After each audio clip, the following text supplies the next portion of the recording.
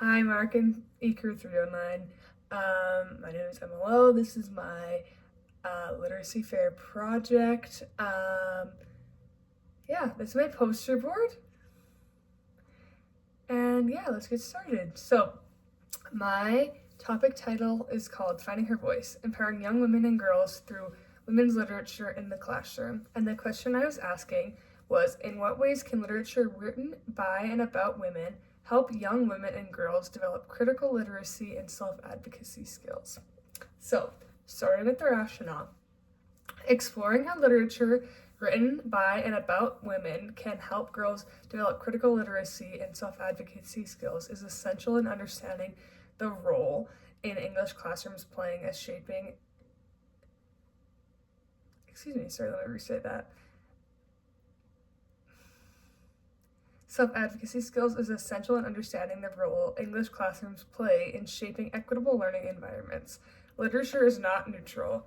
It reflects, reinforces, and challenges our world and social norms and power dynamics. When young girls and women encounter texts that are authentically reflecting women's voices, perspectives, and experiences, their eyes are open to new narratives that validate their identity, thoughts, and opinions, as well as allowing them to understand deeper how gender shapes and influences our lived experiences. Representation is foundational to literacy development. It serves as an opportunity to reflect the world that affirms young women and girls' feelings and challenges, allowing young women and girls to see women as protagonists, thinkers, creators, and leaders to disrupt stereotypical portrayals that typically dominate mainstream media. When girls read women-authored texts, it can be steps in the direction of social change and impact. It allows them to witness characters who navigate systems of power, using their voice strategically and resisting oppression. The exposure to female authors and texts support the development of critical literacy.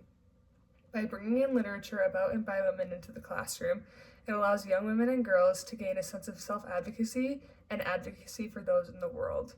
In women-written literature, it is common that female characters will negotiate conflict, reclaim agency, speak up for what they believe in, and assert boundaries. By reading these stories about these characters, it allows young women and girls and other students to learn about that their perspectives are valid and their voice is very powerful, and advocacy is crucial in our world. When classrooms fail to include female voice, significant harm can occur. The absence of women's stories allows students to believe that women's experiences are less meaningful, less worthy of academic attention, and less complex. This reinforces the patriarchal context of the world and limits young women and girls' opportunities to develop strong identities as writers and thinkers and decision makers. Without intentional representation in the classroom, girls may struggle to see themselves as crucial and central characters in their own lives. Excluding women-written literature narrows students' critical literacy skills. Without the stories of women standing up for what they believe in, leads to passive readers, which reduces the students' ability to question injustice, advocate for their communities, and have their own thoughts.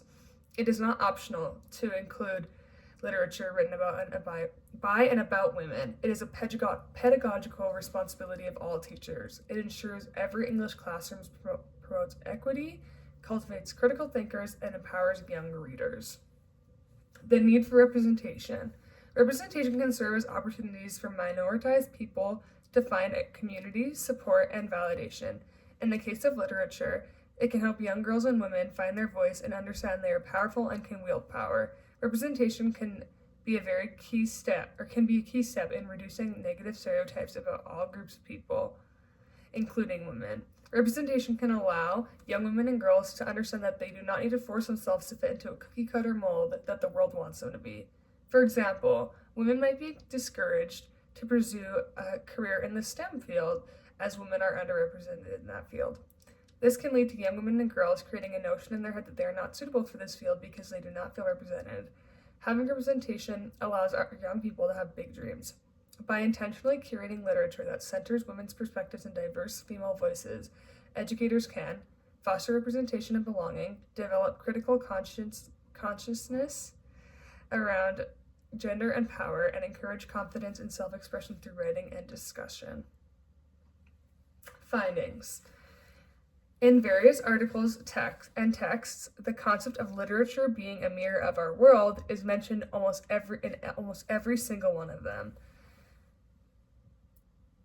Literature transforms human experience and it reflects back. Literature transforms human experience and reflects it back to us. And in that reflection, we see our own lives and experiences as part of the larger human experience. Reading then becomes means of self-affirmation, and readers often see mirrors in their books. This is a quote from Bishop from 1990. The idea of having inclusive literature in the classroom is not new. In our ever-changing world, it is crucial that we make each child feel seen and represented in literature. Although fantasy and imaginative worlds are also important in our world of literature for younger ages to invoke creativity, imagination, and more, having windows into reality of our world is just as if not more important in our world. In our world, racism, sexism, and white middle/upper class rules our world, shapes our societies. Although society has come far, it is important that now, in 2025, in the future, we understand the need for representation through our literature. So, what are teachers doing right now? Reading articles and doing research on these topics are important, but arguably more important is speaking to those in the field right now. So, I spoke to Kate McKinnon. She is a high school English teacher from Martinsville High School, where I went to high school. She has expressed and explained how she intentionally selects literature and relevant and inclusive texts in her classroom. She began by referencing literature mirroring our world and bases her whole pedagogical approach around this. Below are some key points that Kate discussed, so I'll read those to you right now. So, Kate says, I pay close attention to the books I teach and stock my classrooms with. The canon is overly populated with straight white men. We need more diverse voices. There are many amazing choices out there, but there are also teachers unwilling to take that risk or put in the work to find them. I try to spend time connecting with kids with books that both reflect them and will open their worldviews. But past that, we have to analyze the books through a feminist lens and consider how the discussions and treatment of gender in the novels affect both the characters' journeys and the messages the reader receives. This is also applicable to race. I certainly don't think I get this right all the time, but even if I try to center my teaching around it and push myself to talk about it, even if it can feel uncomfortable at times. And that was from Kate McKinnon.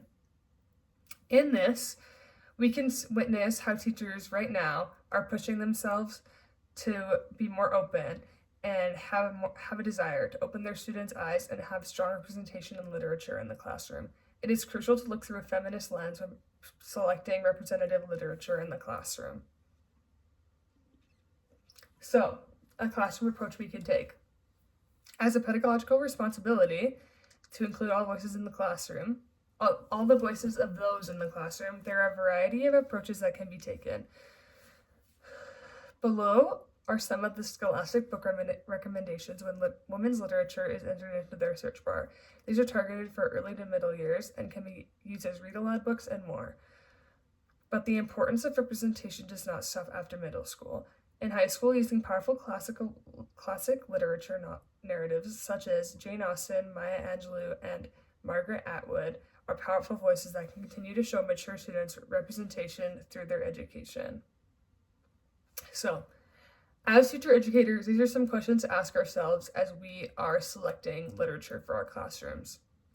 Does the literature have diverse human characters? Does the literature have stereotypes that impact representative education?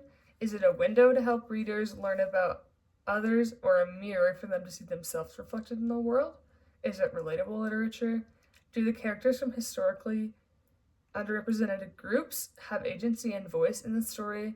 Are the representations of characters and settings accurate based on the knowledge of the people represented? And is the book told from the perspective of the person with the marginalized identity? So that's everything on my poster board. So I basically chose this topic because I just believe that it's super important that we should have equitable and equal education in the classroom, and everyone's voice should be seen and heard. I mean, obviously, you can take this project and do it in every way possible. Having queer voices being heard in the classroom, having, like Miss McKinnon said, having people of color's voices heard in the classroom. Yeah, it is super important as future educators that we keep these things in mind as we're selecting the literature in our classroom, because it can really make a difference on those in our classes in the future.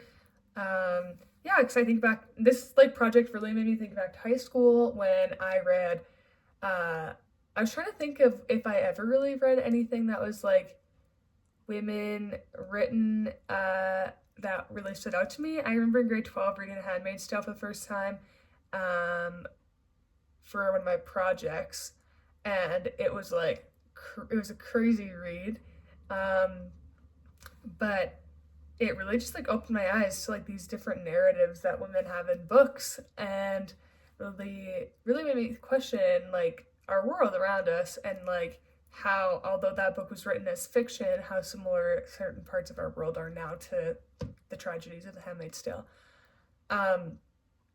I also selected Kate McKinnon to talk. I talked to her because she's been an English teacher for a long time at Martinsville High School, but she is a huge advocate for students, as she runs the Gender and Sexuality Alliance Club at that school, is quite a strong voice for those in marginalized communities. Yeah, so it's important that we learn to support our students in whatever way they need.